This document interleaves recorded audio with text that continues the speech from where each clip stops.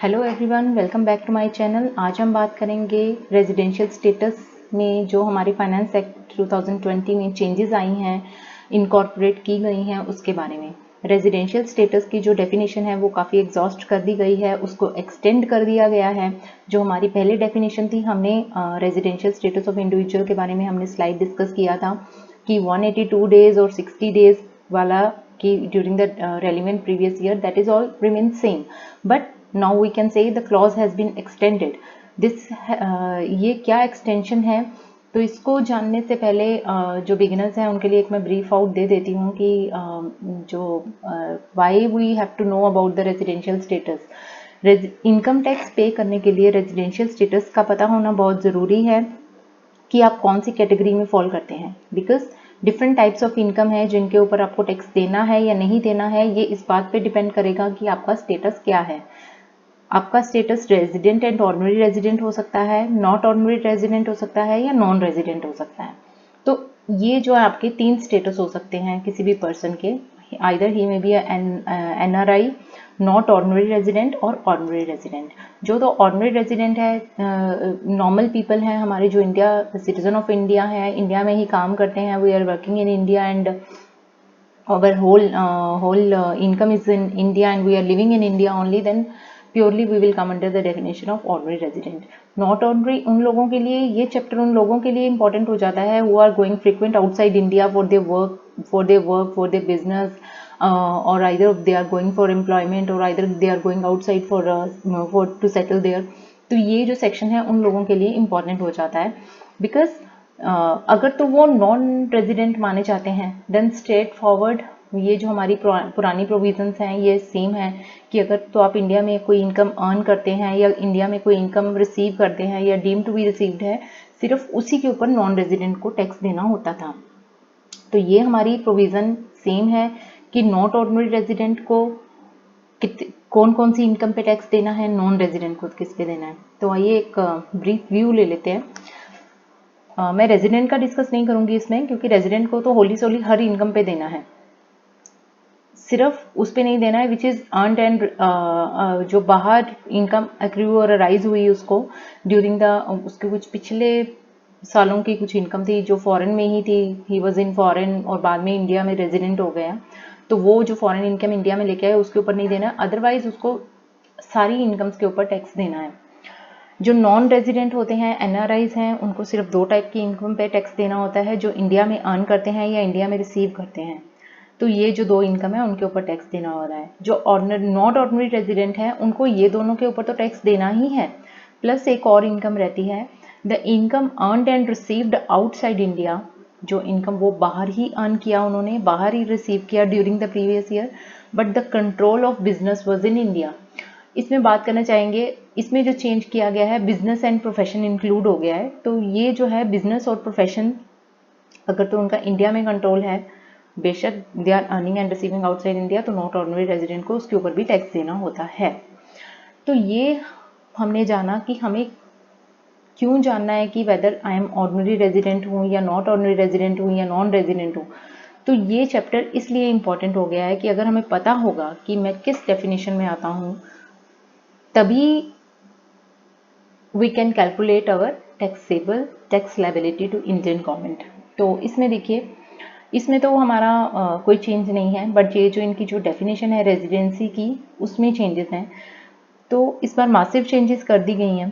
तो देखिए, हमारी जो पहले डेफिनेशन थी वो भी हम डिस्कस करेंगे, और जो आफ्टर द फाइनेंस एक्ट जो प्रपोज कर दिया है, जो हमारा फाइनेंस एक्ट 23/3 को पास हुआ है, 23 मार्च को पास हुआ है, उसमें चेंजेस प्रपोज की गई हैं। एक चीज़ मैं आपको बताना चाहूँगी, कुछ ऐसी चेंजेस जो बजट में अनाउंस तो की गई थी but that is not incorporated in the budget, मतलब वो बजट में चेंज नहीं की गई हैं due to you can say after discussion कह लीजिए या कुछ, क्योंकि इसमें NRIs आर इन्वॉल्व देयर, तो उनकी कुछ फीडबैक रहे होंगे जिस वजह से कुछ चीज़ें इसमें चेंज नहीं की गई हैं। सिर्फ जो इसमें आपको चेंज किया गया है वो हम आपको बताएंगे। और जो पहले था हमारा फाइनेंस एक्ट में क्या था, वो था कि पहले रेजिडेंट हम किसे कहेंगे, कोई भी पर्सन जो इंडिया में 182 days he was in India, तो उस ड्यूरिंग द प्रीवियस ईयर, तो उसको हम रेजिडेंट मानेंगे। ये कंडीशन आपका सेम है इसमें कोई चेंज नहीं है। अगर आप 182 डेज और मोर इंडिया में थे then you are treated as a resident of India. तो आपको वही जो मैंने ऊपर इनकम डिस्कस की है इनके ऊपर आपको टैक्स देना है। द सेकेंड इज, अगर मान लीजिए कि during the previous year you were in India for the 60 days, previous year तो आप 60 दिन थे, बट उसके जो पिछले 4 साल थे, मीन्स टोटल 5 ईयर्स का डेटा आप यहाँ पे लेंगे। प्रीवियस ईयर में तो 60 साल थे, 60 डेज थे, बट उससे जो पिछले 4 साल थे उसमें 365 डेज इंडिया में थे, then also you will be treated as resident. इन दोनों में से एक भी कंडीशन सेटिस्फाइड होगी देन यू आर रेजिडेंट। ये जो हमारा इसमें कुछ चेंज नहीं किया गया है, ये सेम रखा गया है। तो आगे आइए, आगे थी कि ये जो सेकंड कंडीशन है 60 डेज वाली, ये एप्लीकेबल नहीं थी। That on the two kind of people. वो कौन से लोग थे जिन पे ये कंडीशन एप्लीकेबल नहीं थी? उन पे सिर्फ यही एप्लीकेबल थी कि अगर वो 182 डेज इंडिया में है then they will be treated as resident, otherwise non resident, straight forward. तो वो कौन से 2 लोग थे? ये थे the person who is a citizen of India and leave the India during the previous year for the purpose of employment or as a member of crew of Indianship. Second person was the person who is Indian citizen or a person of Indian origin who is living outside India and comes to India for a visit during the previous year. कोई person of Indian origin उससे बोलते हैं जिसके parents और grandparents who were born in undivided in India, even though he himself is born outside India and he is living outside India there, but उस person को हम person of Indian origin बोलेंगे।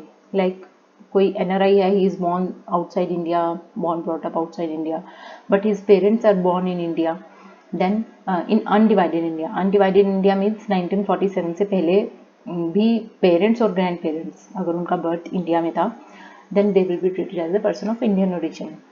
तो उन लोगों को सेकेंड वाला कंडीशन एप्लीकेबल नहीं था, उनके लिए सिर्फ यही कंडीशन एप्लीकेबल था 182 डेज कि अगर वो 182 डेज इंडिया में है then they will be treated as resident. तो देखिए चेंज कहाँ पे आया है? चेंज आया है, इसमें कोई चेंज नहीं है। जो प्रोवाइजो ए था कि जो एम्प्लॉयमेंट पर्पज़ के लिए बाहर जाते हैं और इंडिया में आते हैं देन उनको 182 डेज ही अगर वो इंडिया में थे then only they will be resident, otherwise non resident. इसमें उन्होंने कोई चेंज नहीं किया, सिर्फ उन्होंने ये जो हमारी सेकंड एक्सप्लेनेशन थी इसमें चेंज किया है। इसमें भी चेंज जो उन्होंने किया है वो कैसे है देखिए। वो भी उन लोगों के लिए चेंज किया है जिनकी आइए हम इसको रीड करते हैं। The person who is Indian citizen और a person of Indian origin who is living outside India and comes to India for a visit during the relevant previous year set to be resident only if he is in India for 182 days और more during the relevant previous year. ठीक है, अगर वो previous year में, देखिए ये जो हम कहना चाह रहे हैं इसमें कि ये जो कंडीशन था ये भी एक्चुअली में बेसिक में उन्होंने चेंज नहीं किया। सेकंड वाला कि अगर वो 182 डेज इंडिया में आते हैं तभी रेजिडेंट माने जाएंगे, इन पे भी 182 डेज की एप्लीकेबल होगी, बट किन पे एप्लीकेबल होगी? उन पे जिनकी इनकम 15 लाख से कम थी, मीन्स 15 लाख से ज़्यादा नहीं थी, 15 लाख से कम थी इनकम, उनके लिए ये एप्लीकेबल होगी। इनकम का डेफिनेशन हम बाद में बात करेंगे कि 15 लाख हम किसकी बात कर रहे हैं। अगर तो इनकम 15 लाख से ऊपर थी ड्यूरिंग द प्रीवियस ईयर तो उन लोगों के लिए ये जो प्रोविज़न है चेंज कर दिया गया है, उनके लिए 120 डेज का लिमिट लगा दिया गया है कि अगर वो 120 डेज इंडिया में थे, अगर आपकी इनकम 15 लाख से ऊपर थी and you are in India for 120 days और more then you will be come under the definition of resident। देखिए इसमें क्या कहा है उन्होंने, इसमें उन्होंने ये कहा है कि फॉरेन इनकम का पहले हम डेफिनेशन देखें कि फॉरेन इनकम किससे जो हमने 15 लाख की इनकम है वो हमने कैसे कैलकुलेट करने हैं। यहाँ पे जो इनकम की बात होती है 15 लाख की, वो ये बात कर रहे हैं कि income excluding the foreign source income. Foreign source जब भी हम 15 लाख से ऊपर या नीचे की बात करेंगे तो इसका कैलकुलेशन हमने ऐसे ही करना है जैसे मैं अभी आपको बता रही हूँ, तो इसको हम बार बार एक्सप्लेन नहीं कर पाएंगे। तो 15 लाख हमने कौन सी इनकम लेनी है? वो इनकम लेनी है कि जो इंडिया में आपकी इंडिया में अर्न हुई, इंडिया में रिसीव हुई, या कोई भी आपकी फॉरेन की इनकम थी which is earned and received even though that is earned and received outside India but the business of the profession controlled in India. वो इनकम आपकी अगर 15 लाख से ज़्यादा है देन दिस प्रोविज़न देन आपका जो स्टे का पीरियड है इंडिया में वो रिड्यूस कर दिया गया है 120 days, means 119 days you can be in India. अगर 120 डेज हुए then you will be treated as resident. तो बी क्लॉज हैज बीन, हम कह सकते, इसमें हम ये कहना चाहते हैं कि जो बी क्लॉज था हमारा उसको एक्सटेंड किया गया है। 15 लाख से अगर नीचे की इनकम है तो उन लोगों को कोई दिक्कत नहीं है, they can come to in India and they can stay in India for 181 days and they will be treated as non-resident. The B clause has been amended and 182 days as applicable earlier has been substituted with 120 days or more. This is only in case of the individual having income more than 15 lakhs excluding the foreign income. देखिए जो 15 lakhs का income, अगर तो आपकी 15 लाख से income ज़्यादा है then आपका पीरियड रिड्यूस कर दिया गया है 119 days you can stay in India and you will be under the non resident definition. अगर आप 120 days रहते हैं then you will be come under the resident definition. तो और अगर आपका इनकम 15 लाख से कम है देन आप पे ये प्रोविज़न एप्लीकेबल नहीं होगा, वही रहेगा जो पहले था कि आप 181 days इंडिया में आते थे, 181 days you can be in India. देखिए इसमें आपका period of coming and going outside India दोनों इंक्लूड रहते हैं, तो उस हिसाब से you can plan your visit. तो एक प्रोविज़न इसमें और ऐड कर दिया गया है कि किन लोगों को हमने रेजिडेंट मानना है। ये एक डीम्ड रेजिडेंट की एक डेफिनेशन एक और इंट्रोड्यूस की गई है सेक्शन 6(1)(a) में कि किन लोगों को हम मानेंगे कि वो डीम्ड रेजिडेंट है। डीम्ड रेजिडेंट वो हैं कि even though you are not coming to India even for a single day during the previous year, even then we will treat you as a deemed resident. And deemed resident को straight forward not ordinary resident में लेके जाएंगे। ये जो ऊपर वाला provision था उसको भी not ordinary resident में लेके जाएंगे, वो हम आगे डिस्कस करेंगे। तो deemed resident किन्हें कहा गया है? कहते हैं कि कोई भी individual who is being a citizen of India और उनकी इनकम 15 लाख से ऊपर है। 15 लाख की डेफिनेशन वही है जो मैं आपसे डिस्कस कर चुकी हूँ, एक्सक्लूडिंग फॉरेन इनकम। कोई भी citizen of India whose income is above 15 lakh during the previous year shall be deemed to be the resident in India. उसको रेजिडेंट हम मान लिया जाएगा अगर if he is not liable to pay tax in another country. Means इसमें जिस country में आप रहते हैं, लाइक यू आर, बहुत सारी कंट्रीज की डेफिनेशन है कि लाइक दुबई है, कुवैत है, यूएई है, बहरीन, ओमान एक्सेट्रा, ये जो कंट्रीज हैं जहाँ पे आपको टैक्स नहीं देना होता है। तो due to reason of domicile और सिटीजनशिप और residency you are not liable to pay tax in that country and you are citizen of India and you are not even coming for a day, even for a single day, even then you will come under the definition of deemed resident if your income is more than 15 lakhs. Got it? अगर आपकी income 15 lakh से ऊपर है, like you are working in a Dubai, and your Indian income means any income which is received in India, which is earned in India or deemed to be received or deemed to be earned in India. The third category is आप Dubai में ही आपको you are getting earning and receiving income, but that business is controlled from India. अगर उसका जो control of business है that is in India, business and profession भी include कर दिया गया है, अगर that is control in India then you and that income is more than 15 lakh, then you are liable to pay the tax and you will be come under the definition of resident. तो इसमें देखिए जो हमारे Indian citizen है, Dubai Kuwait में है, काम करने के लिए जाते हैं, तो ये प्रोविज़न उन लोगों के लिए एप्लीकेबल होगा। इसका मतलब ये नहीं है कि आपकी जो फॉरेन की इनकम है, means if you are working as a salaried class there, तो आपकी वहाँ की जो सैलरीड इनकम है वो भी, उसके ऊपर भी इंडियन गवर्नमेंट टैक्स लेगी, ऐसा नहीं होगा। उसके ऊपर टैक्स नहीं है। जो आपकी फॉरेन की इनकम है, एक्सक्लूडिंग फॉरेन सोर्स इनकम है, जो यहाँ 15 लाख की डेफिनेशन है, that is excluding foreign source income. Means foreign source income exclude कर देंगे तो क्या बचेगा? Indian source income. Indian source income में वही हमारा जो थर्ड वाला पॉइंट था कि बिजनेस कंट्रोल फ्रॉम इंडिया और the profession control from India, उसके ऊपर भी ऑर्डिनरी रेजिडेंट को, नॉट ऑर्डिनरी रेजिडेंट को टैक्स देना है। तो हमारी आगे एक जो डेफिनेशन है कि अगर हमने ऊपर ये जान लिया कि हम रेजिडेंट होंगे या नॉट ऑर्डिनरी रेजिडेंट होंगे, लाइक ये जो हमारी कंडीशंस हो गई, इसमें हमें ये पता चल गया कि हमें किस कैटेगरी में फॉल करना है, कि रेजिडेंट में बनना है, आइदर रेजिडेंट और नॉन रेजिडेंट।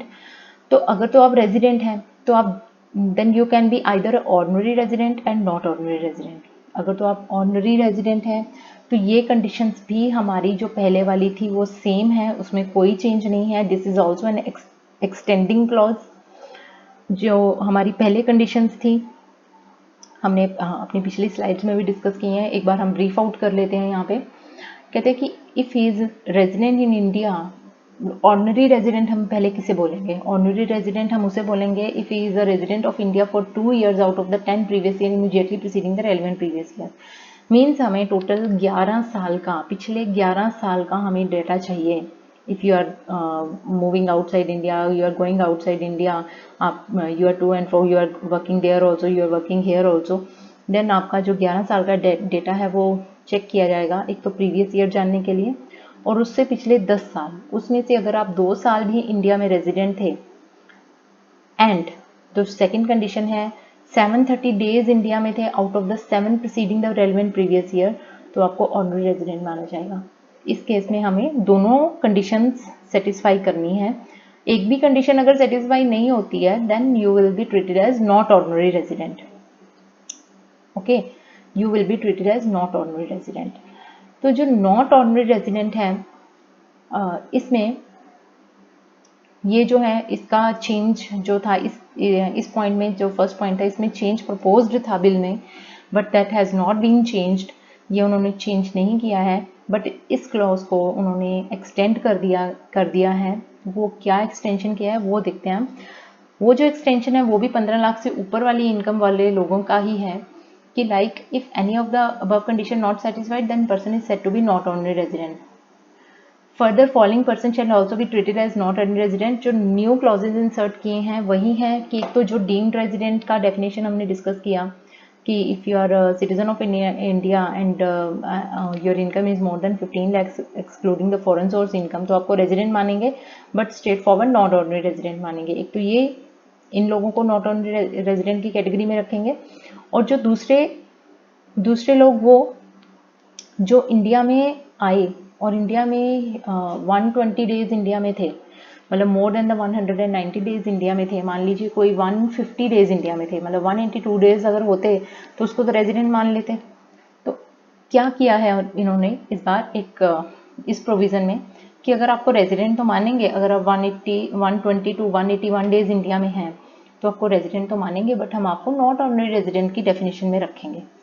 तो देखिए चेंजेस तो मेजर हैं, बट इसका इम्पैक्ट कहाँ पे होगा ये हम आपको ऊपर चार्ट में बता चुके हैं कि ये जो न्यू प्रोविज़न आई है इसका इम्पैक्ट सिर्फ ये थर्ड वाला क्लॉज जो हमने डिस्कस किया है इसी में ही होगा कि आपको नॉट ऑर्डिनरी डेफिनेशन में रख देंगे। आपकी जो फॉरेन सोर्स की इनकम है वो टैक्सेबल नहीं होगी। ये दोनों पे तो आपको पहले भी टैक्स देना था if you are non resident, कि कोई भी इनकम का कनेक्शन जो इंडिया से है अराइज और रिसीव्ड इन इंडिया, उनके ऊपर तो पहले भी टैक्स देना था। But now the income from the business and profession control in India, उसके ऊपर भी नॉट ऑर्डिनरी रेजिडेंट को टैक्स देना है even though that is earned and received outside India.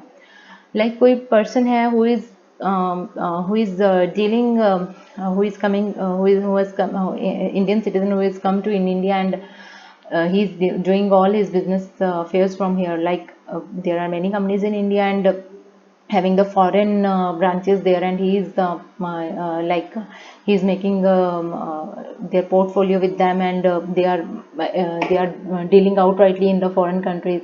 They are they may purchase and sells there. Then it will be treated as that business is controlled in India. Then in that case you are treated as a not ordinary resident and you have to pay the tax on that. तो ये था हमारा आज का जो residential status के ऊपर जो चेंजेस आई हैं, इनको हम एक चार्ट के थ्रू भी इसको एक व्यू देते हैं कि इसको हमने दो कैटेगरीज में बांटा है कि 15 लाख से अगर आपकी इनकम ज़्यादा है, citizen of India and the person of Indian origin, अगर आपकी 15 लाख से ऊपर की इनकम है, या income is less than 15 lakhs, अगर except the foreign source income, if your income is less than the 15 lakhs, then if your stay is in India for 182 days or more, तो तो आपके वही नॉर्मल देन रेजिडेंट माने जाएंगे, और ordinary resident होंगे या नॉट ऑर्डिनरी रेजिडेंट होंगे वही नॉर्मल प्रोविजन चलेंगी जो पहले चलती थी। If your stage in India for 181 days और लेस देन नॉन रेजिडेंट रहेंगे। तो ये हम कह सकते हैं कि जो if your income is less than 15 lakhs तो उन लोगों के लिए कोई चेंज नहीं है, उनके लिए ये जो प्रोविजंस हैं सेम है। If your income is more than 15 lakhs then इसमें हमने 3 कैटेगरीज में बांटा है कि अगर आप इंडिया में 182 डेज और मोर हैं, वन या फिर 120 to 181 डेज हैं, या फिर 0 to 119 डेज इंडिया में है। देखिए, अगर आपकी income if your income is more than 15 lakhs except the foreign source income and you stays in India for 182 days और more than you are resident, and further you may be either ordinary resident or not ordinary resident. If you stays in India for the previous year for 120 to 181 days, then you will straightforward categorized in the not ordinary resident definition. If your stays in India during the previous year 0 to 119 days, then you will be treated as a if you are a citizen of India and you stay in India for 0 to 119 days, then you will be straightforward treated as a deemed resident, and you will be further categorized into the not ordinary resident as in case of person staying in India for 120 to 181 days. I hope you like this topic. If you like this, then please like and share. Thank you.